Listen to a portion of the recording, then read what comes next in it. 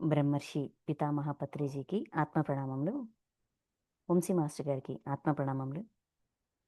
గీతాచార్యులైన శ్రీకృష్ణ పరమాత్మకి ఆత్మ ప్రణామములు. అర్జునుల వారికి ఆత్మ ప్రణామములు. వేద వ్యాస భగవాన్ల వారికి ఆత్మ ప్రణామములు. విఘ్నేశ్వర్ల వారికి ఆత్మ ప్రణామములు. గీతామాతకు ఆత్మ ప్రణామములు. గీతని ఉద్ధరించిన మహానుభావులందరికీ హృదయపూర్వక ఆత్మ ప్రణామములు, కృతజ్ఞతలు.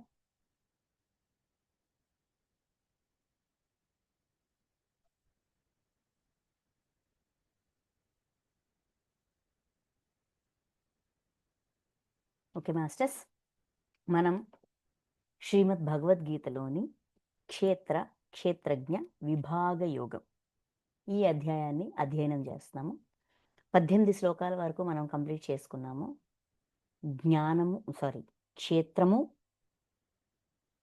జ్ఞానము, జ్ఞేయము ఈ 3 అంశాలని మనకి వివరంగా చెప్పడం జరిగింది. భగవంతుడు ఈ మూడిటికి సంబంధించిన నాలెడ్జ్ని మనకు అందించారు. ఓకే, ఇప్పుడు ఇంకొక 3 టాపిక్స్ ఉన్నాయి. ఇప్పుడు క్షేత్రము, జ్ఞానము, జ్ఞేయము వాటన్నిటినీ ఆచరిస్తూ అర్థం చేసుకున్న సాధకుడు ఎలా ప్రవర్తిస్తాడు, ఎలా ఉంటాడు, వాడి అవగాహన ఏ విధంగా ఉంటుంది అనేది 19 నుంచి 23 ఈ 5 శ్లోకాల్లో ఎక్స్ప్లెయిన్ చేస్తారు. ఆ తర్వాత క్షేత్రజ్ఞుడు అంటే ఎవరు, ఏమిటి, క్షేత్రము క్షేత్రజ్ఞుడికి మధ్య ఉన్న సంబంధం ఏమిటి, అసలు ఈ క్షేత్రం మొత్తం స్థూల శరీరాన్ని, చైతన్యాన్ని, దశ ఇంద్రియాలను, ఇంద్రియ గ్రాహ్య శక్తిని, మూల ప్రకృతిని, పంచభూతాలని, తర్వాత వికారములు, ఎమోషన్స్ని అన్నింటినీ కూడా క్షేత్రంలో వేసేశారు. అయితే క్షేత్రజ్ఞుడు ఎవరు? క్షేత్రజ్ఞుడు అనే కోణం ఇక్కడ ఎందుకు తీసుకొచ్చారు? ఇంతవరకు క్షేత్రజ్ఞుడు అనే కోణం రాలా. ఆత్మ, జీవాత్మ, జీవుడు, పరమాత్మ ఇవే వచ్చాయి. ఇక్కడికి వచ్చేసరికి ఈ విభజన ఎందుకు జరిగింది? మనకి ఏం నేర్పించాలనుకుంటున్నారు? మనం ఏ కోణాన్ని మిస్ అవుతున్నాం? ఏ మిస్అండర్స్టాండింగ్లోకి వెళ్తున్నాం? ఈ జ్ఞానం అంతా ఎక్కడి నుంచి వచ్చింది? అర్జునుడు అడిగిన ప్రశ్న నుంచి వచ్చింది. ఏంటది? సగుణ సాకార గుణాలతో నిండిన రూపాన్ని సాధన చేసి అనన్య భక్తిని సంపాదించడమా, లేదంటే నిరాకార పరమాత్మ తత్వాన్ని సాధన చేసి అనన్య భక్తిని సాధించడమా? ఏది ఉత్తమమైన మార్గం అని అర్జునుడు అడిగిన ప్రశ్నకి సమాధానంగా అసలు పరమాత్మ దృష్టిలో, భగవంతుడి యొక్క దృష్టిలో భక్తి అంటే ఏంటి అంటే, ఒక సాధకుడికి భగవంతుడి మీద ఎటువంటి విశ్వాసం ఉండాలి, ఆ విశ్వాసం ఎంత అనంతంగా ఉండాలి, అనన్యంగా ఉండాలి, ఎంత సంశయం లేకుండా ఉండాలి. భగవంతుడి దృష్టికోణంలో భక్తి అంటే ఏంటో తెలియజేశారు. అంటే ఒక సాధకుడుకి తనని సృష్టించిన సృష్టికర్త పట్ల, తనని నడిపిస్తున్న దైవం పట్ల, అంటే తన సీనియర్ పట్ల, ఇంకా సింపుల్గా మన భాషలో చెప్పాలంటే తన సీనియర్ పట్ల ఎంత విశ్వాసం ఉండాలి, అది ఎందుకు ఉండాలి, ఎంత విశ్వాసం ఉండాలని తెలియజేశారు. తర్వాత ఏంటి, అది ఎందుకు ఉండాలి? తెలియనిది తెలుసుకోవాలంటే తెలియజేసే వాడి పట్ల విశ్వాసం ఉన్నప్పుడు వాడు ఏం చెప్పినా కూడా, ఆ తెలియజేసే వ్యక్తి లేదంటే ఆ చైతన్యం ఏం చెప్పినా కూడా వింటాం.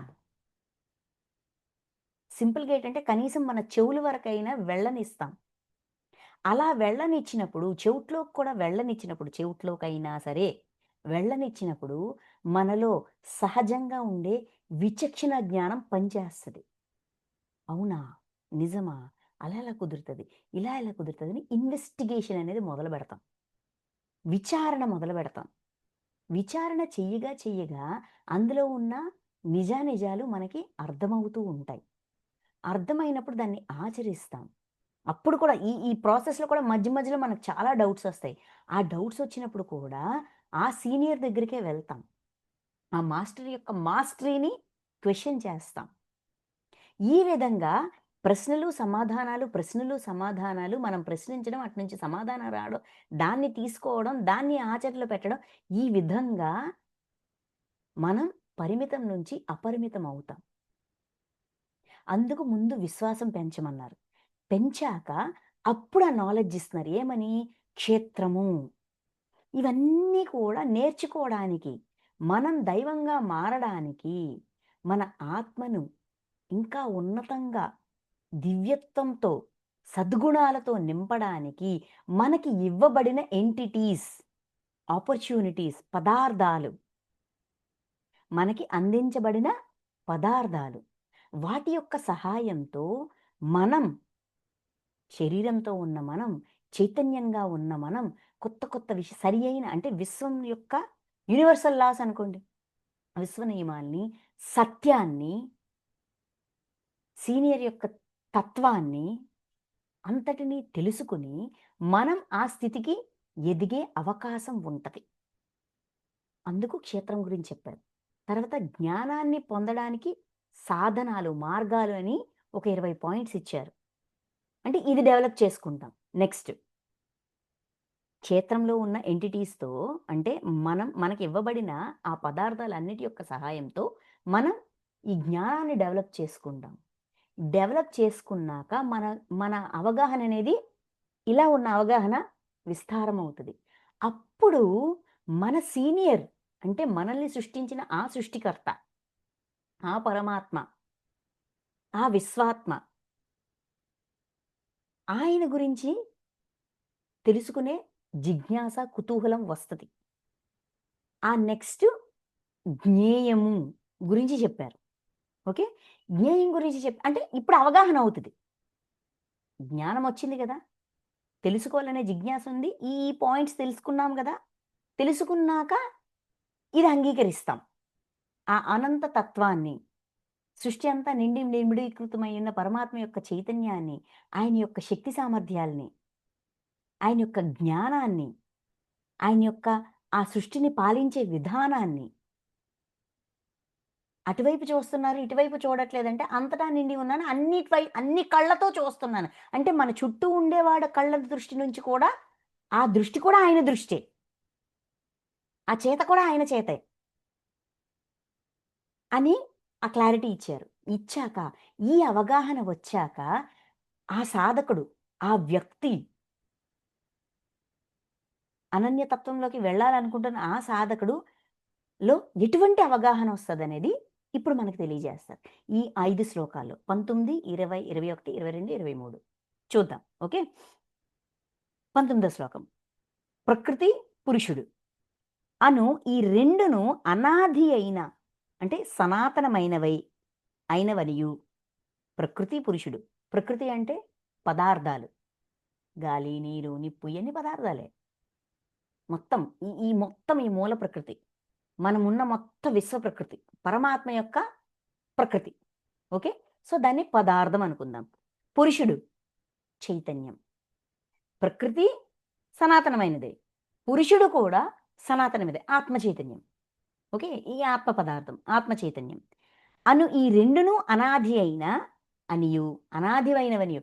ఇవి ఈ రోజు కాదయ్యా, సృష్టి యొక్క ఆది నుంచి ఉన్నాయి అనే క్లారిటీ వస్తది. నెక్స్ట్ రాగద్వేషాది వికారములను త్రిగుణాత్మకములైన పదార్థములన్నీను ప్రకృతి నుండియే ఉత్పన్నములైనవని ఎరుంగుము. మనలో ఉత్పన్నమైన ఎమోషన్స్, రాగద్వేషాది వికారములు, ఈ ఎమోషన్స్, ఈ భావనలు త్రిగుణాత్మకములైన పదార్థములు అంటే ఈ గుణాలతో నిండి ఉన్న పదార్థాలు. అంటే మనలో ఈ గుణాల యొక్క ప్రభావాన్ని ఎత్తి చూపించే ఈ మొత్తం పదార్థాలన్నీ కూడా ప్రకృతి నుంచే ఉత్పన్నమైనవని. మన చుట్టూ ఉండే వాతావరణం, మన ప్రకృతి, మొత్తం మనం నేర్చుకున్నది, మనం తయారు చేసిన ప్రకృతి నుంచే ఉత్పన్నమయ్యాయి. ఇది నేను తయారు చేశా. పరమాత్మ యొక్క ప్రకృతి పదార్థం, చైతన్యం. ఇది సృష్టి యొక్క ఆది నుంచి ఉంది. నాలో భావనలు, నాలో గుణాలని ఉత్పన్నం చేసేది నా ప్రకృతి. అనే క్లారిటీ వస్తది. ఈ రెండిటికి ఉన్న డిఫరెన్స్ తెలుస్తది. పరమాత్మ యొక్క ప్రకృతి ఏంటి? నా ప్రకృతి ఏంటి? నేనొక బాధలో ఉన్నాను, నేనొక ఇబ్బందిలో ఉన్నాను అంటే, ఇది నేను తయారు చేసిన ప్రకృతి. ఇది భగవంతుడు నాకివ్వలా. ఇది నేను తయారు చేశాను అనే క్లారిటీ వస్తది. నీది నీదే, నాది నాదే. ఆయన ప్రకృతి దేనికి పనికొచ్చింది? నా లెర్నింగ్‌కి పనికొచ్చింది. నాకొక బాడీ ఇవ్వడానికి పనికొచ్చింది. నాకొక ఫ్యామిలీ ఇవ్వడానికి పనికొచ్చింది. నాకొక ప్లాట్‌ఫార్మ్ ఇవ్వడానికి పనికొచ్చింది. అందులో నేను జీవిస్తూ అంటే నా చైతన్యం, నా జీవాత్మ జీవిస్తూ ఇవన్నీ తెలుసుకోవడానికి పనికొచ్చింది. అయితే ఇక్కడ నేను అనుభవించేది నేను తయారు చేసిన ప్రకృతి అనే క్లారిటీ ఈ డిఫరెన్స్ అర్థమవుతది. First point. నెక్స్ట్ కార్యకారణములను ఉత్పన్నము చేయుటలో ప్రకృతియే హేతువనియు, సుఖదుఃఖములు అనుభవించుటలో జీవాత్మయే హేతువనియు చెప్పబడుచున్నది. కార్య కారణములను ఉత్పన్నము చేయటంలో ఒక కార్యము దాని వెనకున్న కారణాన్ని ఉత్పన్నం చేయుటలో ప్రకృతియే హేతువు. ప్రకృతియే మూలం. నా పరిస్థితులు మూలం. నా భావనలు మూలం. నా గుణాలు మూలం. ఈ కార్యాన్ని ఈ కార్యం వెనకున్న కారణము ఇయన్నీ ఎక్కడి నుంచొచ్చాయి అంటే నా ప్రకృతి నుంచొచ్చాయి. అంతే కాకుండా సుఖదుఃఖములు ఎవడనుభవిస్తాడు? దాని యొక్క ప్రభావాన్ని ఎవడనుభవిస్తున్నాడు? ఈ ప్రకృతి ఈ ప్రకృతి అంటే సింపుల్‌గా చెప్తా మన పరిస్థితులు. ఓకే. ఈ పరిస్థితిలో ఉన్న మనము ఫీలింగ్స్, ఎమోషన్స్ సుఖాన్ని, దుఃఖాన్ని అనుభవిస్తున్నాం గదా! జీవాత్మయే హేతువు. ఒక జీవాత్మగా ఉన్న నేను ఇవన్నీ అనుభవిస్తున్నానంటే దీనికి మూలం నాందెవడేశాడు? నేనే మూలమేశాను. బీజం వేసింది నేనే. నా జీవాత్మే. జీవాత్మగా జన్మ పరంపర మొదలుబెట్టిన దగ్గర నుంచి నేను మొదలుబెట్టిన కథే ఇదంతా. ఇది నా చరిత్ర. అందుకే సుఖదుఃఖములను అనుభవించుటలో జీవాత్మయే హేతువు అని చెప్పబడుచున్నది. జీవాత్మే మూలం. నా సుఖానికి, నా దుఃఖానికి నా జీవాత్మే కారణం. నా జీవాత్మ ఎలా కారణం? అది జన్మ పరంపరలో అది చేసిన రకరకాల పనులు. అదెందుకు చేసింది? అనుభవం కోసం చేసింది. సో, ఇక్కడ దేన్ని తప్పుపడతాం? దేన్ని తప్పుపడతాం? ఎవరిని తప్పుపడతాం? ఎవరిని నిందిస్తాం? ఏంలా. అందుకే నో కమెంట్స్, నో జడ్జ్‌మెంట్స్. ఇంకా అది రెండో పాయింట్. ఇంకెటువంటి అవగాహన అవుతదంట?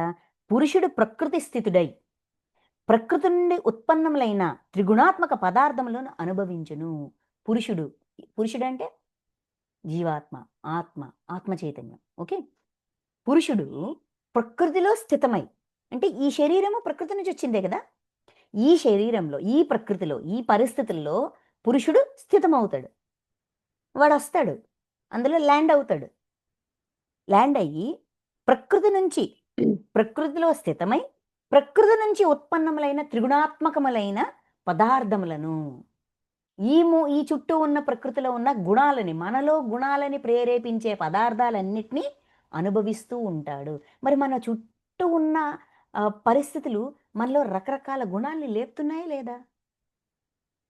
ఇష్టాన్ని, అయిష్టాన్ని, కోపాన్ని, ద్వేషాన్ని, మంచి, చెడు, సాత్వికం, రాజసం, తామసం ఇవన్నీ మనలో ఉత్పన్నమవుతున్నాయా లేదా? ఈ గుణ సాంగత్యమే జీవాత్మ యొక్క ఉత్తమ, అధమ జన్మలకు కారణము. ఈ గుణ సాంగత్యము చుట్టూ ఉండే ప్రకృతి మనలో గుణాల్ని రేపుతుంది. దాని యొక్క ప్రభావంతో మనం కొన్ని కార్యాలను చేస్తున్నాం. కొన్ని పనులు చేస్తున్నాము. ఈ పనుల యొక్క ప్రభావాన్ని కొన్ని చర్యల్ని చేస్తున్నాము. ఈ చర్యల యొక్క ప్రతిచర్యను అనుభవించడానికి జన్మ పరంపరలో ప్రయాణం చేస్తూ ఉన్నాము. ఈ గుణ సాంగత్యమే జీవాత్మ యొక్క ఉత్తమ, అధమ జన్మలకు ఉత్తమమైన జన్మ తీసుకోవడానికి గాని, అధమమైన జన్మ తీసుకోవడానికి గాని జీవాత్మ యొక్క ప్రవర్తనే కారణం. క్లియర్‌గా అర్థం చేసుకోండి. ఇక్కడ ఎవరు కారణం? నా పరిస్థితికి ఎవరు కారణం అనే క్లారిటీ నాకిప్పుడొస్తది. క్షేత్రం గురించి, భక్తి గురించి, క్షేత్రం గురించి, జ్ఞానం గురించి, జ్ఞేయం గురించి అవగాహన అయ్యాక ఈ డౌట్‌లన్నీ క్లారిఫై అవుతాయి. ఎవడో కారణం, ఎవడో చేశాడు, ఏదో జరిగింది. ఎవడు చేస్తున్నాడు, ఈ జన్మేంటి, ఇదేంటి, అదేంటి ఇలాగ 1,90 ప్రశ్నలున్నాయి గదా! ఈ ప్రశ్నలన్నిటికి ఈ క్లారిటీలొస్తాయి. జీవాత్మే కారణం. జన్మ పరంపరకి కూడా జీవాత్మే కారణం. అది ఉత్తమమైన జన్మ, అధమమైన జన్మ అనేది కూడా దానికి కూడా నా ఉత్తమ అధమ జన్మలకి నా జీవాత్మే కారణం అనే క్లారిటీ వస్తది. వచ్చాక ఇంకే క్లారిటీలొస్తాయి చూడండి. ఈ దేహమునందున్న ఆత్మ వాస్తవముగా పరమాత్మయే. 22వ శ్లోకం. ఈ దేహమునందున్న ఆత్మ వాస్తవముగా పరమాత్మయే. ఈ ఆత్మ ఇదేదో ఆహ్, కట్ అయిపోయింది గాల పరమాత్మ నుంచి, డిస్కనెక్ట్ అయిపోయింది గాల అనే ఒక భయమొస్తది. లేదు. డిస్కనెక్ట్ అవ్వల. అది పరమాత్మే. అది పరమాత్మే అని క్లారిటీ వస్తది. ఎందుకంటే ఈ జీవాత్మ ఆత్మతో కనెక్ట్ అయ్యింది. ఈ ఆత్మ పరమాత్మ నుంచొచ్చింది. ఒక పూర్ణాత్మ నుంచొచ్చింది. ఆ పూర్ణాత్మ పరమాత్మ నుంచొచ్చింది. సో, ఇలాగా డైరెక్ట్‌గా మనం పరమాత్మతో కూడా కనెక్ట్ అయ్యున్నాం. సో, ఈ దేహాలన్నింటిలో ఉన్నది జీవాత్మగా చూస్తున్నా కూడా పరమాత్మే అనే క్లారిటీ వస్తది. చూడండి. పరమాత్మయే. అతడు సాక్షీభూతుడగుట వలన ఉపద్రష్ట అనియు. ఇప్పుడు మనం రకరకాల పనులు చేస్తాం. జీవాత్మగా ఉన్న మనము శరీరం వేసుకొని జీవుడిగా మారి రకరకాల పనులు చేస్తున్నాం. సృష్టించిన వాడికి మనల్ని కట్టడి చేయడానికి ఎంతసేపు పడతదండి? క్షణంలో అరక్షణం పట్టదు. కానీ ఎందుకు ఊరుకుంటున్నారు?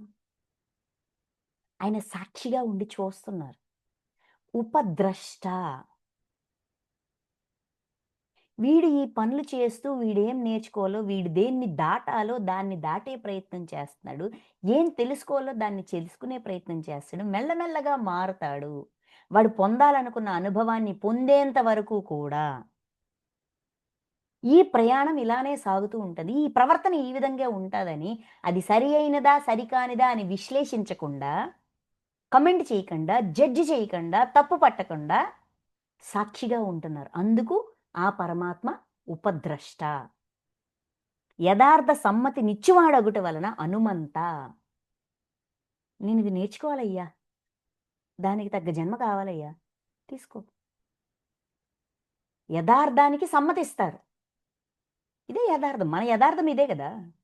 ఏదో పొం ఏ ఏ కొన్ని లెక్కలు క్లియర్ చేయడానికి, కొన్ని విషయాలు నేర్చుకోవడానికి, ఒక రకమైన అనుభవాన్ని పొందడానికి, కొన్ని కోరికలు నెరవేర్చుకోవడానికి నాకు ఈ జన్మ కావాలి అంటే, దానికి తగ్గట్టుగే మనకు జన్మ ఇచ్చారు కదా! ఇచ్చి పంపించారు గదా! గిఫ్ట్‌గా బాడీనిచ్చారు. కర్మల లెక్కల ప్రకారం ఫ్యామిలీనిచ్చారు. యథార్థ సమ్మతి. ఏ యథార్థాన్నయితే మనం కోరుకుంటున్నామో దానికి సమ్మతి, పర్మిషన్ ఇచ్చేవారు కాబట్టి హనుమంత పేరు. అనియు అన్నింటిని ధరించి పోషించువాడొకటి వలన భర్త. అన్నింటిని అంటే అన్ని ప్రాణులలో చైతన్య రూపంలో ఉంటూ పోషిస్తున్నారు. పోషణ అంటే ఏంటి? మనకు పెట్టే ఫుడ్డు, మన కడుపు నింపే ఫుడ్ అనుకుంటాం. జ్ఞానాన్ని. రేయ్! నువ్వు బాడీ తీసుకొని వెళ్ళింది నేర్చుకోవడానికి. దృష్టి దాని మీద పెట్టు అని ఎప్పటికప్పుడు ఆ అవేర్‌నెస్ ఇస్తుంటారు. జ్ఞానాన్నిస్తారు. అందుకే పోషణకర్త అనుకోవటం వలన భర్త అనియు, జీవరూపములో భోక్త అనియు. జీవుడుగా భోక్త. మనం ఏమిచ్చినా కూడా, ఏం నేర్చుకున్నా కూడా, అంటే ఎలాంటి అనుభవాన్ని మన ఆత్మలో మనం పొందుపరిచినా కూడా యాక్సెప్ట్ చేస్తారు. అడ్డుపడకుండా. బ్రహ్మాదులకును స్వామి అగుట వలన మహేశ్వరుడు. బ్రహ్మాదులు బ్రహ్మ, విష్ణు, మహేశ్వరి ఇవన్నీ ఏమనుకున్నాం? పోస్ట్‌లు. వాళ్ళందరికీ కూడా స్వామి. అంటే వాళ్ళందరికంటే సీనియర్. మన దృష్టిలో వాళ్ళే సీనియర్స్. High level masters. కానీ వాళ్ళకంటా కూడా సీనియర్. అందుకని మహేశ్వరుడు, మహా ఈశ్వరుడు. Seniority, superior. అందుకని మహేశ్వరుడని పేరు. శుద్ధ సచిదానంద ఘన స్వరూపుడగుట వలన పరమాత్మ అనియు పిలవబడుచున్నాడు. శుద్ధ సచిదానంద ఘన స్వరూపుడు. సాత్విక ఆనందాన్ని సత్యం వల్ల చిత్తంలో ఒక రకమైన ఆనందం వస్తది. ఆ ఆనందాన్ని రుచి చూపించగలవాడు. మన సత్యాలు మనకు తెలుస్తున్నప్పుడు మనం ఎంతటి ఆనందాన్ని పొందుతామండి. ఆ సచిదానందంని రుచి చూపిస్తూ, ఆ సచిదానందంలో ఉండేటట్టుగా మనల్ని ప్రోత్సహించేవాడు కాబట్టి పరమాత్మ అని పిలవబడుతున్నాడు. అంటే ఆ సృష్టికర్త పరమాత్మ పట్ల ఈ క్లారిటీలొస్తాయి. తెచ్చుకోవాలి. నెక్స్ట్ ఈ విధముగా పురుషుని తత్వమును, గుణసహితమైన ప్రకృతి తత్వమును తెలుసుకొనినవాడు అన్ని విధములగు కర్తవ్య కర్మలను ఆచరించుచున్నప్పటికిని పునర్జన్మ పొందడు. చూడండి, పురుషుని తత్వం అంటే ఆత్మ యొక్క తత్వం. ఒక ఆత్మ యొక్క ప్రయాణం ఎక్కడ మొదలయ్యింది? ఎందుకు మొదలయ్యింది? ఎక్కడి వరకు వెళ్ళాలి? అందుకు దాని ప్రయాణంలో ఏముంది అనేది పూర్తి డేటా అర్థం చేసుకున్నవాడు. ఇంకా గుణసహితమైన ప్రకృతి తత్వం. వీటన్నింట్లోనూ ప్రకృతి యొక్క పాత్ర, గుణాలతో నిండి ఉన్న ప్రకృతి యొక్క పాత్ర ఏంటి అనేది కూడా అవగాహన అయినవాడు. అయితే అవగాహన అయితే సరిపోద్దా అండి అంటే, తెలుసుకొన్నవాడు అన్ని విధములుగా కర్తవ్య కర్మలను ఆచరించుచున్నప్పటికీ ఇవి అర్థం చేసుకొని తన పని తాను చేసుకుంటూ నిష్కామ కర్మయోగాన్ని ఆచరిస్తే అప్పుడు జన్మ పరంపర నుంచి బయటకు వస్తాడు. పురుషుని యొక్క తత్వం తెలుసుకోవాలా, అవగాహన అవ్వాలా. గుణములతో నిండి ఉన్న ప్రకృతి యొక్క తత్వం తెలుసుకోవాలా, అవగాహన అవ్వాలా. ఈ అవగాహన ఈ రెండిటి యొక్క అవగాహన ఆధారంగా కర్తవ్య కర్మలను ఆచరించాలి. నిష్కామ కర్మయోగాన్ని ఆచరించాలంటే ఈ జన్మ పరంపర ప్రాయశ్చిత్తం పూర్తి చేసుకోవడానికి, ప్రాయశ్చిత్తాన్ని పూర్తి చేసుకుంటూ జ్ఞానంగా మార్చుకోవడానికి, సద్గుణాలను నింపుకోవడానికే నేను ఈ జన్మ పరంపరలో ఉన్నాను అనే అవగాహనతో మన పని మనం చేసుకుంటూ పోవాల. అప్పుడు పునర్జన్మ పొందడు. అప్పుడు జన్మ పరంపర నుంచి బయటకొస్తాము అనే క్లారిటీ ఆ సాధకుడికి వస్తాది. అయితే 24, 25 ఈ రెండిట్లో ఏం చెప్తారంటే, ఇంతలాగా సాధన చేస్తే ఇలా ఉంటాం. అయితే ఇవేవి తెలియనోడు పనికిరానోడా? వాడు మరి ఇది దాటలేడా? వాడు అలానే ఇరుక్కుపోతాడా చక్రంలోన? రామానుజాచార్యులు వారు ఏం చేశారు? ఆళ్ళ గురువుగారు ఆయనకి ఒక మంత్రాన్ని నేర్పిస్తారు. అష్టాక్షరి మంత్రం నేర్పించి, ఈ మంత్రం సీక్రెట్, ఎవ్వరికీ చెప్పకూడదు. నేను చాలా సీక్రెట్‌గా నీ మంత్రాన్ని నీకు ఉపదేశించాను. నువ్వు ఈ మంత్రాన్ని పఠనం చేసి విష్ణు సాన్నిధ్యాన్ని పొందుతావు. కాబట్టి ఎవ్వరికీ చెప్పకూడదు. ఇది రహస్యం అని చెప్తారు. ఆయన ఆలోచిస్తారు. ఇప్పుడు నేను ఈ మంత్రాన్ని పఠించి విష్ణు సాన్నిధ్యాన్ని పొందాను. ఎవరు పఠించినా విష్ణు సాన్నిధ్యాన్ని పొందొచ్చు కదా! నేనొక్కడినే విష్ణు లోకంలోకెళ్ళి ఏం జేయాలా? అందరికీ ఈ స్వేచ్ఛ ఉండాలి కదా! విష్ణు సాన్నిధ్యాన్ని పొందే అర్హత ప్రతి మనిషికి ఉంది కదా! నేనొక్కడినే ఎందుకు పొందాలని చెప్పి కొండపైకెక్కి, అక్కడ గుడి ఉంటే కొండపైకెక్కి, ఆ గుడి అరుగు మీద నించొని ఊరంతా వినిపించేలా గట్టిగా మంత్రాన్ని జపించి, మీరందరూ ఈ మంత్రాన్ని పఠించండి. అందరూ విష్ణులోకంకెళ్తారంటారు. అవును గదా! అదే విధంగా ఈ తత్వం అంతా సాధన చేసిన వాడు మాత్రమే పరమాత్మ ప్రాప్తి పొందడానికి అర్హుడా అంటే, ఇంకో రకమైన ప్రాసెస్ కూడా ఉందయ్యా అని 24, 25 ఈ రెండిట్లో చెప్తారు. చూద్దాం. కొందరు ఈ పరమాత్మను ఇప్పటివరకు చెప్పిన ఈ క్వాలిటీస్, ఈ ఈ ఈ సాధన, ఈ విధానం పరమాత్మను శుద్ధమైన సూక్ష్మ బుద్ధితో ధ్యాన యోగము ద్వారా తమ హృదయముల యందు చూతురు. శుద్ధమైన సూక్ష్మ బుద్ధితో అంటే తమ బుద్ధిని ఇంకా ఇంకా సూక్ష్మాల్లోకి తీసుకెళ్ళి భౌతికం దాటి ఇంకొంచెం లోతులోకి వెళ్ళి, ఇంకొంచెం లోతుల్లోకి వెళ్ళి తమ హృదయాల్లో అంటే ధ్యాన యోగము ద్వారా ధ్యాన సాధన చేస్తూ, చేస్తూ, చేస్తూ, చేస్తూ, చేస్తూ, చేస్తూ ఆ పరమాత్మని తమ హృదయంలో దర్శిస్తారు. అంటే ఆ పరమాత్మ యొక్క చైతన్యం, ఆ నిర్వాణమయ కోశం ద్వారా పరమాత్మతో కనెక్ట్ అవుతారు కొందరు.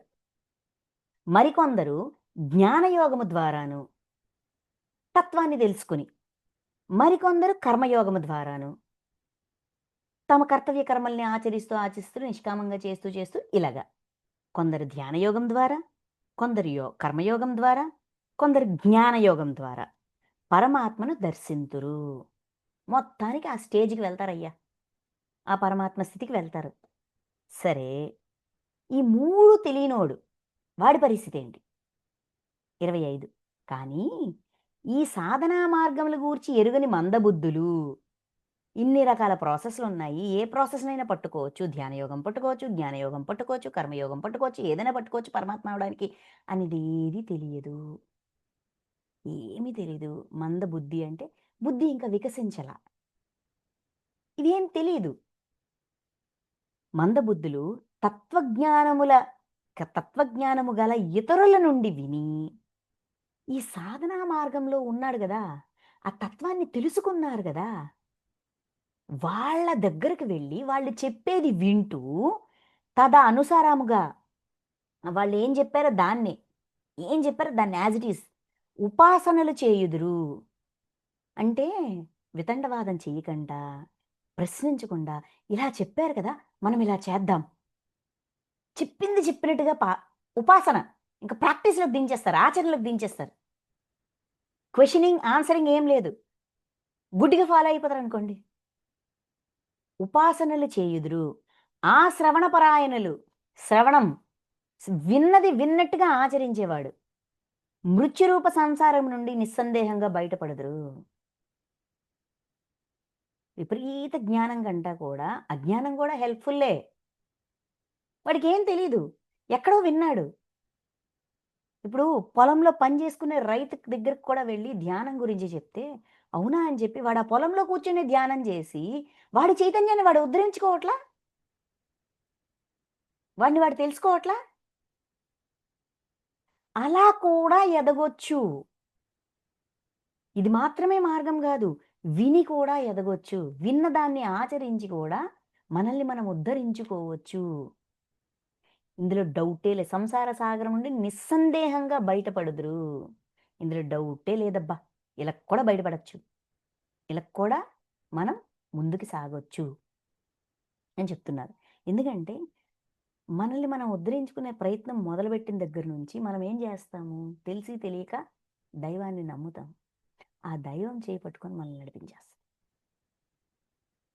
అందుకు ఇలా కూడా సాధ్యమే అని ఈ 2 శ్లోకాల్లో చెప్తారు. ఇక్కడి నుంచి 26-30 క్షేత్రము, క్షేత్రజ్ఞుడు. అసలు క్షేత్రజ్ఞుడెవరు? క్షేత్రం ఏంటి? ఈ రెండిటికి మధ్యన సంబంధం ఏంటి? ఇది ఎక్స్‌ప్లెయిన్ చేస్తారు. ఓ అర్జునా! ఈ స్థావర జంగమ ప్రాణులన్నీయును క్షేత్ర, క్షేత్రజ్ఞ సంయోగము వలననే ఉత్పన్నమగునవని ఎరుంగుము. క్షేత్రం అంటే ఏంటో చెప్పారు. క్షేత్రజ్ఞుడెవరు? పురుషుడు, ఆత్మ. ఆత్మస్థితిలో ఉండి మనల్ని మనం గమనించుకుంటే అంటే ఇప్పుడు నేనున్నాను. నేను ఇన్ని జన్మల ప్రయాణంలో నా ఆత్మలో నేనేం పొందుపరిచాను? ఒక ఆత్మస్థితిలో ఉండి అంటే నన్ను నేను ఒక వేరే ఎంటిటీగా పెట్టుకొని చూస్తే, ఒక జీవుడుగా, ఒక చైతన్యంగా నా ప్రవర్తన ఏంటి? నేనేంటి అనేది వేరే దృష్టికోణం నుంచి చూస్తాను. అప్పుడు నా సత్యాన్ని నేను అంగీకరిస్తాను. లేదు లేదు నేను చాలా గుడ్ గర్ల్, నేనిది, నేనది అనే భ్రమలు బ్రేక్ చేస్తాను. భ్రమల్ని బ్రేక్ చేసి సత్యాన్ని పట్టుకుంటాను. అందుకని క్షేత్రజ్ఞుడు, ఆత్మ అని చెప్తూ స్థావర జంగమ ప్రాణులన్నీను స్థావరము, జంగమాలు అంటే స్థిరంగా ఉండేవి, కదిలేవి. ఈ ప్రాణులన్నీ కూడా క్షేత్ర, క్షేత్రజ్ఞ సంయోగము వలననే ఉత్పన్నగనవనే ఎరుగుము. ఈ క్షేత్రము, ఈ క్షేత్రజ్ఞుడు ఈ రెండిటి యొక్క సంయోగం వల్లనే, ఈ రెండిటి యొక్క కలయిక వల్లనే ఇవన్నీ ఉత్పన్నమవుతున్నాయి. ఓకే. నెక్స్ట్ నశ్వరములైన చరాచర భూతముల యందు సమముగా స్థితుడయ్యున్న పరమేశ్వరుడు నాశరహితుడు. అట్టి పరమేశ్వరుని చూచువాడే నిజమైన ద్రష్ట. నశ్వరములైన చరాచర భూతములు అంటే నశించేవి. నశించే ప్రాణులన్నీ కూడా నశిస్తాయి. ప్రాణుల యందు సమముగా స్థితుడయ్యున్న పరమేశ్వరుడు. అన్ని ప్రాణుల్లో సమంగా ఉన్నారంట పరమేశ్వరుడు. ఏ రూపంలో? ఆత్మ రూపంలో. నశ్వరుడు, నాశరహితుడు. ఈ ఆత్మకి నాశనం లేదు. అవునా కదా? అది ఎన్ని యుగాలైనా అలానే ఉంటది. అంటే అది అది వృద్ధి చెందుతూ అయితే వృద్ధి చెందుతది. ఎక్స్‌పాండ్ అవుతది. వికసిస్తది జ్ఞానం విషయంలోన. లేదంటే అలా ఉంటది. కానీ డెత్తు, నశించిపోవడం అది లేకపోవడం అంటూ ఉండదు గదా! అట్టి పరమేశ్వరుని చూచువాడే నిజమైన ద్రష్ట. నా ఆత్మ ఉంది కాబట్టి నాకింత జన్మ పరంపర ఉంది అని ఆ ఆత్మని కూడా అంగీకరించగలగడం. ఆత్మని కూడా దైవంగా భావించగలిగిన వాడు నిజమైన ద్రష్ట. పరమాత్మ ఎలాగైతే మనలందరినీ పట్ల సాక్షిభూతంగా ఉంటున్నారో ఆయన్ని ఉపద్రష్ట అన్నారు. అదే విధంగా నా నేను ఒక ఆత్మగా నా చర్యలన్నింటినీ, నా జన్మలన్నింటినీ, ఆ జన్మల్లో నేను చేసిన పనులన్నింటినీ, సరియైనవి, సరికానివి అన్నింటినీ కూడా నేను అంగీకరించగలిగినప్పుడు నా ఆత్మ ద్రష్ట. అట్టి పరమేశ్వరుని చూచువాడే నిజమైన ద్రష్ట. అలాగా నా అంటే సింపుల్‌గా చెప్పాలంటే, ఈ జన్మ పరంపర నుంచి నేను పొందింది ఏంటయ్యంటే అనుభవాన్ని పొందాను. ఆ అనుభవాన్ని ఆత్మలో పోగు చేశాను. సో, ఇక్కడ ఆత్మ సాక్షిగా ఉంది గదా! నువ్వు మంచినిస్తేనే లోపల పెడతాను, చెడునిస్తే లోపల పెట్టను అని నన్ను జడ్జ్ చేయలా. ఆత్మ జీవాత్మని జడ్జ్ చేయలా. స్వేచ్ఛనిచ్చింది. సాక్షిగా ఉంది. మనకు కావాల్సింది అనుభవ జ్ఞానం. జన్మ పరంపరలో అయన్నీ ఆత్మలో పొందుపరచబడుతున్నాయి. ఏమంటాం స్టోర్ చేయబడుతున్నాయి. ఆ స్టోరింగ్‌కి అది అడ్డు పెట్టలేదు కదా! అంగీకరించింది గదా! సో, అది నిజమైన ద్రష్ట. సో, మన ఆత్మని ఎప్పుడు మనం దూషించడానికి లేదు. మన చర్యలే అక్కడున్నాయి. మన చేష్టలే అక్కడున్నాయి. ఇక్కడ ఉన్న మనం జీవుడు. ఈ జీవుడిలో జీవాత్మ ఉంది. ఈ జీవాత్మ ఆత్మ నుంచొచ్చింది. అయితే ఆత్మ నుంచి ఒక్క జీవాత్మే వచ్చిందా? చాలా జీవాత్మలు. అది ఎన్ని రిలీజ్ చేసిందో అన్ని జీవాత్మలుంటాయి. ఈ జీవాత్మలన్నీ ఏ అనుభవాన్నైతే జన్మల ద్వారా పొందుతున్నాయో, ఈ అనుభవాలన్నీ తనలో దాచిపెడతది. ఎవరిని జడ్జ్ చేయదు, తప్పు పట్టదు, ఇన్వాల్వ్ అవ్వదు, సాక్షిగా ఉంటది. సో, నిజమైన ద్రష్ట. ఓకే.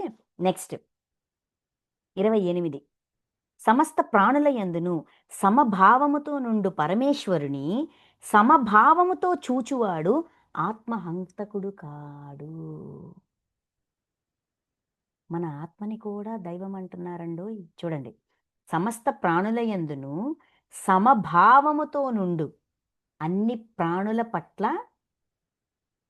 సమస్త ప్రాణుల యందును సమభావముతో నుండు పరమేశ్వరుడికి అన్ని ప్రాణుల పట్ల సమభావమే ఉంది. ఒకటి ఎక్కువ, ఒకటి తక్కువ, ఒకటి ఉన్నతమైనది, ఒకటి హీనమైనది. మంచి పనులు చేసేవాడు వాడు నాకు ప్రియుడు, చెడ్డ పనులు చేసేవాడు నాకు అప్రియుడు అని ఈ భేదాలు లేవు పరమేశ్వరుల్లోన.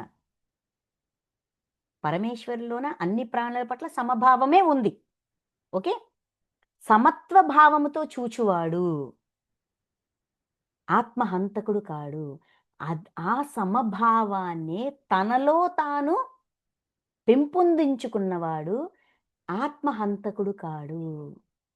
ఆత్మని హత్య చేసేవాడు కాదు. అంటే మనలో భేదభావం ఉంది అంటే మనం మనల్ని మనమే హత్య చేసుకుంటున్నాం. మనం ఆత్మని హత్య చేస్తున్నాము. మనం ఆత్మహంతకులమవుతాము. అనగా తనను తాను నాశనం చేసుకునేవాడు కాదు. పరమాత్మకి ఎలాగైతే అన్ని ప్రాణుల పట్ల సమభావం ఉందో, ప్రతి జీవుడికి కూడా, ప్రతి జీవాత్మకి కూడా తన పట్ల, ప్రతి ప్రాణి పట్ల సమభావం ఉండాలి. ఉంటే తన ఆత్మని తాను ఉద్ధరించుకుంటాడు. లేకపోతే తన ఆత్మని తానే హత్య చేసే హంతకుడు, నాశనం చేసేవాడు, ఆత్మహంతకుడు.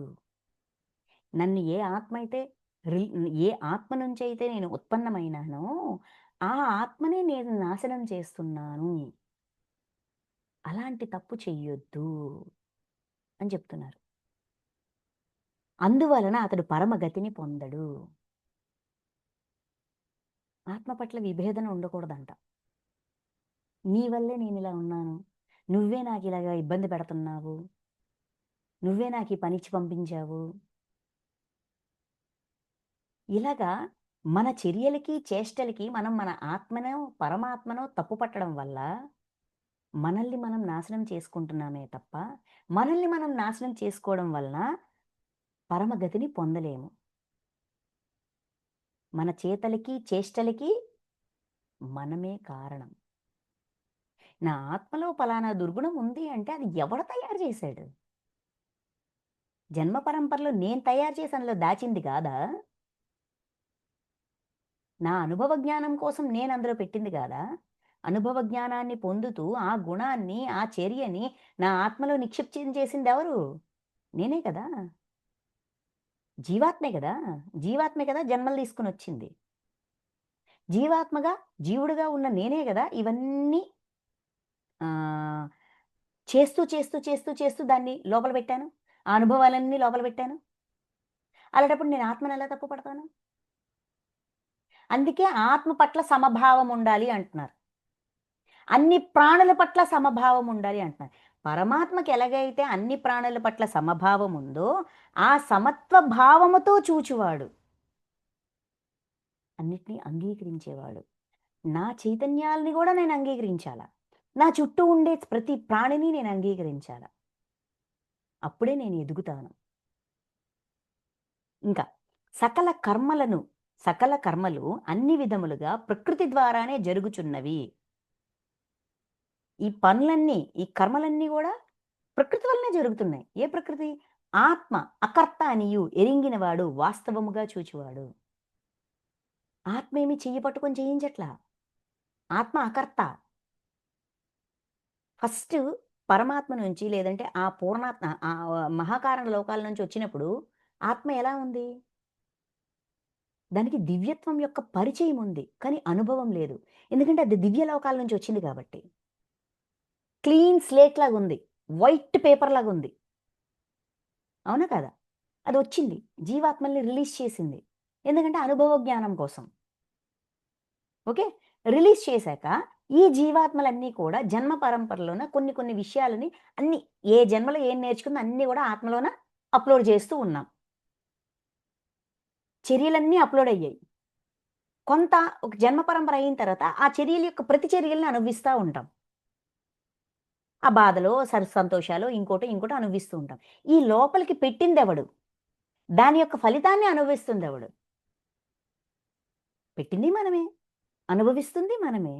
మరిక్కడ ఆత్మ యొక్క పాత్ర ఏంటి? అదేమైనా మన చేత చేయిస్తుందా? దాన్నెలా నిందిస్తాము? అందుకని దాన్ని గూడా నిందించొద్దు. ఆత్మ అకర్త అని ఎరుంగునవాడు వాస్తవమును చూచువాడు. వాస్తవం అదే. వాస్తవాన్ని పట్టుకోకపోతే భ్రమలో ఉండిపోతాం. అందుకే వాస్తవాన్ని పట్టుకోమంటారు. సత్యాన్ని పట్టుకోమంటారు. వాస్తవం అదే గదా! ఆత్మ అకర్తే గదా! పరమాత్మ ఎలాగైతే ఉపద్రష్టో ఆత్మ కూడా ద్రష్ట. సాక్షిభూతుడు. సో, ఆత్మని తప్పు పట్టడానికి లేదు. అకర్త అని ఎరింగినవాడు వాస్తవాన్ని ఎరింగినవాడు. నెక్స్ట్ అట్లే అవి అన్నీను సారీ వేరువేరుగా గోచరించుచున్న ప్రాణులన్నీను ఒకే పరమాత్మయందు స్థితమై ఉన్నవనియు అట్లే అవి అన్నీను ఆ పరమాత్మ నుండియే విస్తరించుచున్నట్లుగా ఎరింగిన పురుషుడు ఆ క్షణమునే సచిదానంద ఘన పరబ్రహ్మను చేరును. ప్రతి దానికి కార్యకారణ సంబంధాలు ఉన్నాయి. ఇదంతటికి సాక్షి ఏమంటాము సూత్రధారిని నేనే అనే సత్యాన్ని పట్టుకున్నవాడు ఆ క్షణమే దాన్ని మార్చేస్తాడు. విషయాన్ని, వాస్తవాన్ని, సత్యాన్ని అర్థం చేసుకోమని మన పాత్ర ఎక్కడుంది? ఎంతవరకుంది? మన పాత్ర కానిదేంటి? మన పాత్ర అయినిదేంటి? మనం ఆత్మగా జీవించాలి. ఒక ద్రష్టగా ఉండాలి. సాక్షిగా ఉండాలి. మన చేతలు, చేష్టలు, కర్మలు అన్నీ కూడా మన యొక్క సృష్టే. సో, వీటన్నిటిని ఆధారంగా చేసుకొని, ఈ కర్మల్ని ఆధారంగా చేసుకొని నేను జ్ఞానాన్ని పొందాలి. అందుకు కదా నా ఈ ప్రయాణము. ఈ వీడినో, వాడినో ఇదో దానివల్లని నేను రాంగ్ డైరెక్షన్‌లోకి వెళ్ళకూడదు. అందుకేమంటున్నారు? వేరువేరుగా గోచరించుచున్న ప్రాణులనియు ఒకే పరమాత్మలో యందు స్థితమై ఉన్నవనియు.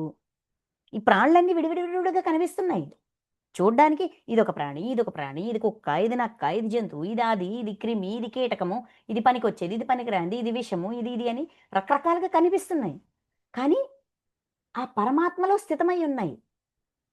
ఈ సృష్టిలో స్థితమై ఉన్నాయి. ఆ సృష్టికర్త అంతా ఇదంతా ఆయనే. అలా ఉన్నట్టు అట్లే అవి అన్నీయును ఆ పరమాత్మని నుండియే విస్తరించుచున్నాయి. అవి ఎలాగైతే ఆ పరమాత్మలో స్థితమై ఉన్నాయో, ఆ ప్రాణులన్నీ మళ్ళీ ఆయన నుంచి నాలెడ్జ్ తీసుకొని అవి ఎక్స్‌పాండ్ అవుతున్నాయి. ఆయన యొక్క మార్గదర్శకత్వంలో ఆయనిచ్చే జ్ఞానాన్ని పొందుతూ అవి అలాగా ఎక్స్‌పాండ్ అవుతున్నాయి. విస్తరిస్తున్నాయి. ఆయన నుంచే విస్తరిస్తున్నాయి. ఎరింగిన ఈ సత్యాన్ని తెలుసుకున్న పురుషుడు, జీవుడు, జీవాత్మ ఆ క్షణమునే సచిదానంద ఘన పరబ్రహ్మను చేరును. ఈ సత్యం ఎప్పుడైతే బోధపడతదో, ఈ సత్యం ఎప్పుడైతే అవగాహన అవుతదో, ఈ సత్యం ఎప్పుడైతే అనుభవం అవుతదో, వెంటనే వాడు పరమానందాన్ని పొందుతాడు. అయ్యయ్యయ్యయ్యో! ఇన్ని రోజులు అది కారణం, ఇది కారణమని రకరకాలుగా నన్ను నేను బాధపెట్టుకున్నాను. పక్కవాడిని బాధపెట్టా. సో, ఇక్కడ నేర్చుకోవాల్సింది నేనే. నా నాలెడ్జ్‌ని అంటే నేనిచ్చిన దాని నుంచి నేను నేర్చుకోవాలి. ఎదగాల్సింది నేనే. నేర్చుకోవాల్సింది నేనే. మళ్ళెక్కడి నుంచి? నా అనుభవం నుంచి, నా కర్తవ్య కర్మలు అంటే నా పాస్ట్ యొక్క ప్రభావంతో నేను ప్రెజెంట్‌లో నేర్చుకొని ఫ్యూచర్‌ని ఇంకా షైనీ చేసుకోవాలి. జ్ఞానవంతం చేసుకోవాలి. ప్రకాశవంతం చేసుకోవాలి. సో, ఇక్కడ ఎవ్వడిది ఇ ఇ ఎవరు ఎవరిని తొయ్యట్లేదు. ఇబ్బంది పెట్టట్లేదు. బలవంతంగా బాధనివ్వట్లేదు. ఇదే కదా వాస్తవం. ఏ పరమాత్మ అయితే నన్ను సృష్టించాడో, నా ఎదుగుదలకు కూడా ఆయనే సహకరిస్తున్నాడు. ఆయన నుంచి ఆ జ్ఞానాన్ని పొందుతూ నేను విస్తరించొచ్చు. నన్ను నేను ఎక్స్‌పాండ్ చేసుకోవాలి అనే సత్యం అర్థమైన వెంటనే ఏమవుతది? ఆ ఏకత్వం అనుభవం అవుతది. ఆ అనుభవాన్ని ఇంకొంచెం పొడిగిస్తాము. ఇంకొంచెం నేర్చుకుంటాము. మెల్లగా ఆ పరమాత్మ స్థితికి ఎదుగుతాము. ఓ అర్జున! నాశరహితుడైన పరమాత్ముడు ప్రాణుల శరీరములందున్నప్పటికినీ అనాది అగుట వలనను, నిర్గుణుడగుట వలనను ఎట్టి కర్మలకును కర్త కాడు. ఈ సృష్టిని సృష్టించినప్పటి నుంచి ఇంకా అంతకు ముందు నుంచి కూడా ఆయనున్నారు. ఆయన అనాదిగా ఉన్నారు. ప్రాణుల శరీరంలోనూ ఉన్నారు. నిర్గుణుడు. ఆయన నిర్గుణుడు. అంటే గుణం యొక్క అనుభవం ఉంది. అలాగని ఆ గుణాన్ని అది వచ్చేటప్పుడు దానికి రియాక్ట్ అవ్వరు. అర్థం చేసుకొని మౌనం అవుతారు. అందుకని అగుట వలన ఎట్టి కర్మలకు ఆయన కర్త కాడు. మనం చేసే పనులకి ఆయన కర్త కాడు. ఆయన బాధ్యుడు కాదు. కావాల్సింది అందిస్తూ సాక్షిగా ఉన్నారు. ఏం నేర్చుకోవాలనిపిస్తే అది నేర్పించడానికి రెడీగా ఉన్నారు. అందుకని ఆయన కూడా కర్త కాదు. ఆత్మ అకర్త. పరమాత్మ కూడా కర్త కాడు. ఆయన కూడా రెస్పాన్సిబుల్ కాదు. కనుక కర్మలతనిని ఏమాత్రము అంటవు. సో, మన యొక్క చేతలకి, చేష్టలకి ఫలితాన్ని ఆయన అనుభవించరు. ఆయనకి అంటవు అంటే మనం పని చేసి ఫలితం ఆయన అనుభవించాలంటే ఇది జరగదు. ఇలాంటి పిచ్చి ఆలోచనలు పడొద్దు అని చెప్తూ సర్వత్ర అంటే ఇతర మహాభూతములందు సర్వత్రా వ్యాపించి ఉన్న ఆకాశము సూక్ష్మమగుట వలన వాటి గుణదోషములు దానికి అంటవు. అట్లే సకల ప్రాణుల దేహముల యందు స్థితమయ్యున్న ఆత్మ నిర్గుణమగుట వలన వాటి గుణదోషములు దానికి అంటవు. అన్ని దేహాల్లో ఆత్మ ఉంది. ఒక మినియేచర్ ఫార్మ్ జీవాత్మ అనే రూపంలో ఉంది. అయితే అది ఆ చర్యలు, చేష్టల యొక్క గుణదోషాలు దానికి అంటవంట. ఎందుకంటావు? ఎలా అంటావు? లెర్నింగ్ కంప్లీట్ చేస్తే నిర్గుణంగా ఉంటాడు కాబట్టి, ఈ సత్యాన్ని అర్థం చేసుకొని, ఆ సత్యాన్ని, ఆ వాస్తవాన్ని ఆచరిస్తూ ఆ గుణాల్ని కూడా దాటుతాడు. గుణ ప్రభావానికి లోనవ్వడు. రియాక్షన్స్ ఇవ్వడు. ఆ విధంగా గుణదోషాల్ని అంటించుకోడు. ఆకాశం విస్తారంగా ఉంది. ఇది నాది, ఇది నీది అంటే కాదు గదా! అన్నంత మాత్రాన అయిపోదు గదా! ఆ విధంగా ఈ జ్ఞానాన్ని పొందినవాడు, ఈ విధంగా సత్యాన్ని తెలుసుకున్నవాడు, ఉన్న సత్యాన్ని ఉన్నట్టుగా తెలుసుకొని, దాన్ని ఆచరించేవాడు మళ్ళీ గుణ ప్రభావంలో ఇరుక్కోడు. ఎందుకంటే ఆడు నిర్గుణం అయిపోయాడు. అర్జునా! ఒక్క సూర్యుడే ఈ సమస్త జగత్తును ప్రకాశమొనర్చుచున్నట్లు, ఒకే ఆత్మ సర్వ ప్రాణులయందును స్థితమై, వాటినన్నింటినీ ప్రకాశింప చైతన్యవంతులుగా చేయుచున్నది. సూర్యుడు ఉదయించాడంటే చుట్టూ ప్రకాశం వచ్చేస్తది. అదే విధంగా ఒకే ఆత్మ, పరమాత్మ అన్ని ప్రాణుల్లోనూ ఆత్మగా కొంచెం కొంచెంగా తనను తాను విభజించుకుని, కొంచెం కొంచెంగా ఉంటూ ప్రతి ప్రాణిని చైతన్యవంతం చేయడానికి తన ప్రయత్నం తాను చేస్తున్నారు. పరమాత్మ యొక్క లక్ష్యం ఒకటే. ప్రతి ప్రాణి చైతన్యవంతం అవ్వాలి. తనని తాను విస్తరింపజేసుకోవాలి. వాటన్నిటిని అన్నిటి యందు స్థితమై అంటే కనెక్షన్ ఉంది. ఆ కనెక్టివిటీ ఉంది. ఆ కనెక్టివిటీ ఉంది కాబట్టే చైతన్యవంతం చేయడానికి సరి అయినది, ఈ ఈ ఈ జ్ఞానం, ఆ క్లారిటీలు అందిస్తూ చైతన్యవంతం చేయడానికి ప్రయత్నిస్తూ ఉంటారు. ఆయన ప్రయత్నం ఏనాటికైనా సక్సెస్ అవుతుందని ఎన్ని యుగాలైనా, ఎన్ని మన్వంతరాలైనా వెయిట్ చేసి ప్రయత్నం చేస్తూనే ఉంటారు. మనకి కావాల్సింది అందిస్తూనే ఉంటారు. సమయాన్ని, శరీరాన్ని, జన్మలని అన్నింటిని అందిస్తూ ప్రతి అవకాశాన్ని అందిపుచ్చుకో. ఆ అవకాశంలో కూడా నేర్చుకునేదుంటది, విస్తరించేదుంటది, చైతన్యవంతమయ్యేదుంటది. కాబట్టి దేన్ని వదలొద్దు అనే ఏమంటాము గైడెన్స్ ఎప్పటికప్పుడు అందుతూ ఉంటుంది. తీసుకోవడానికి మనం రెడీగా ఉన్నప్పుడు. మనం ఎప్పుడూ అందుతూ ఉంటది. మనం రెడీ అయినప్పుడు మనకది అర్థమవుతుంటది. నెక్స్ట్ ఆఖరి శ్లోకం. ఈ అధ్యాయం యొక్క ఆఖరి శ్లోకం. ఈ విధముగా క్షేత్ర, క్షేత్రజ్ఞుల మధ్య గల అంతరమును, క్షేత్రం అంటే ఏంటి? క్షేత్రజ్ఞుడంటే ఏంటి? ఈ డిఫరెన్స్‌ని, అంతరమును కార్యసహిత ప్రకృతి నుండి విముక్తులగుటకు ఉపాయములను, కార్య సహిత ప్రకృతి. ప్రకృతిలోన కార్యముంది. విముక్తులగుటకు అంటే ఆ ప్రకృతి మనల్ని కొన్ని కార్యాలు చేయడానికి ప్రేరేపిస్తది. అయితే అది సరి అయినదా, సరికానిదా అనే విచక్షణని ఉపయోగించి విముక్తులగుటకు ఉపాయములను జ్ఞాననేత్రముల ద్వారా, జ్ఞాననేత్రం అంటే మనలో ఈ జ్ఞానాన్ని పెంచుకోవడం ద్వారా ఈ విచక్షణతో చేయాలంటే చేస్తాము, లేకపోతే ఊరుకుంటాము ద్వారా ఎరింగిన మహాత్ములు పరమగతిని పొందారు. క్షేత్రజ్ఞుల మధ్య అంతరమును, కార్యసహిత ప్రకృతి నుంచి విముక్తులగుటకు ఉపాయములను జ్ఞాననేత్రముల ద్వారా ఈ జ్ఞానాన్ని డెవలప్ చేసుకో. క్షేత్రం అంటే ఏంటి? క్షేత్రజ్ఞుడంటే ఏంటి? ప్రకృతి నా చేత ఎటువంటి అంటే ఒక పరిస్థితి నన్ను ఏ విధంగా ప్రేరేపిస్తది? ఆ ప్రేరణని నేను తీసుకోవాలా? ఆ ప్రేరణ ద్వారా నేను సరి అయిన పని చేస్తున్నానా? సరికాని పని చేస్తున్నానా? అది ఏది సరి అయినది? ఇది ఏది సరికానిది? ఏది ధర్మము? ఏది అధర్మము? ఏది విశ్వనియమము? ఏది విశ్వనియమము కానిది? అనే అవగాహన ఎలా వస్తది? ఈ ఉపాయాలన్నీ ఎలా వస్తాయి? జ్ఞాననేత్రం ద్వారా. జ్ఞానాన్ని డెవలప్ చేసుకుంటే ఇది అర్థమవుతది. ఇది అర్థమైన వాడు తెలిసి ఎవడు తప్పు చేయడు గదా! తెలియనంత వరకు చేశాం. తెలిసి చేయం కదా! సో, ఈ విధంగా మహాత్ములు పరమగతిని పొందారు. సత్యాన్ని తెలుసుకొని ఉన్నతమైన స్థితికి ఎదిగారు. ఈ విధంగా మనం కూడా ఎదగొచ్చు. ఇది క్షేత్రజ్ఞ విభాగ యోగం. అన్నీ కూడా ఇక్కడ ఏం చేస్తారంటే అన్నీ విడివిడిగా తెలియజేస్తారు. క్షేత్రం గురించి, జ్ఞానం గురించి, జ్ఞేయం గురించి, వీటన్నిటిని భక్తి గురించి, వీటన్నిటిని ఆచరించిన వ్యక్తిలో ఎటువంటి అవగాహన వస్తది.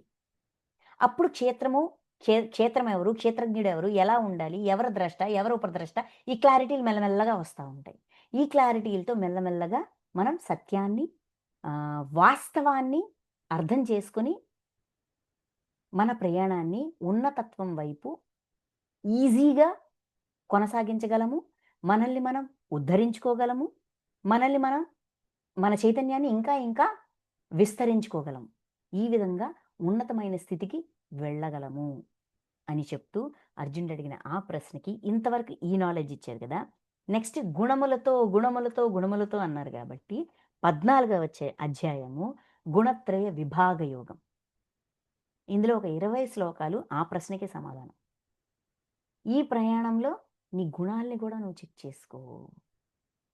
అసలు గుణం అంటే ఏంటి? గుణం ఏ విధంగా ఉంటది? ఎలా గుర్తించొచ్చు? దేన్ని ఎలా అర్థం చేసుకోవాలి?